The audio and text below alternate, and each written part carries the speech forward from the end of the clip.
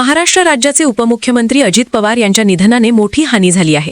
ते राज्याचे उमदे नेतृत्व होते। जे त्यांच्या मनात होते तेच ओठात होते।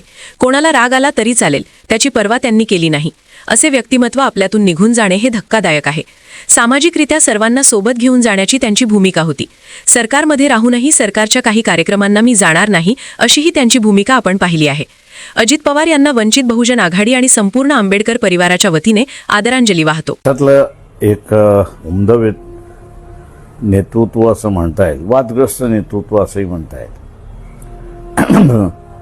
जे मनात होतं ते ओटावरती होतं, त्याचं कोणाला राग लोभ आला तरी चालेल, पण मांडून मोकळं होऊन जायचं। असं असणारं व्यक्तिमत्व महाराष्ट्रातून अचानकपणे निघून जाणं हा धक्कादायक सगळ्यांनाच आहे। म्हणजे कोणाचेही ध्यानीमानी नसेल की अजित पवार यांचा मृत्यू अशा रीतीने होईल किंवा ते उद्या नसणार। मला तर हा महाराष्ट्राला धक्का आहे असं मी त्या ठिकाणी मानतोय। पक्षाच्या वतीने आणि माझ्या वतीने आम्ही त्यांना श्रद्धांजली वाहतो। पुरोगामी नेत्यांमध्ये हे जी नावं घेतली जातात त्यामध्ये एक अजित पवार यांचं नाव होतं, याकडे कसं पाहतं? नाही, एक बरोबर होतं की त्यांनी सोशली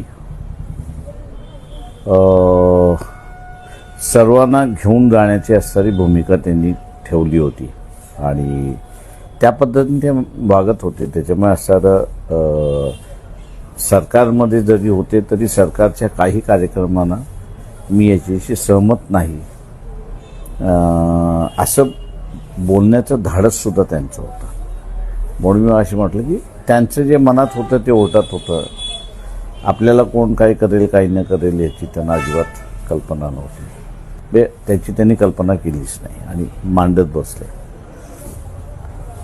ते एक उमद व्यक्तिमत्व बी एवढंच म्हणेन त्याच्यामध्ये आज हरपलंय आपल्याकडून। तुम्ही ट्विट करताना एक शेवटची रांग त्याच्यामध्ये कोण टाकलेली की या सगळ्या अपघाताची चौकशी देखील व्हावी, कसं पाहताय?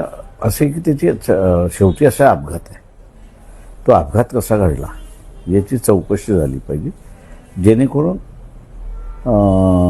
पुन्हा असे अपघात होणार नाही याची दक्षता घेता येते।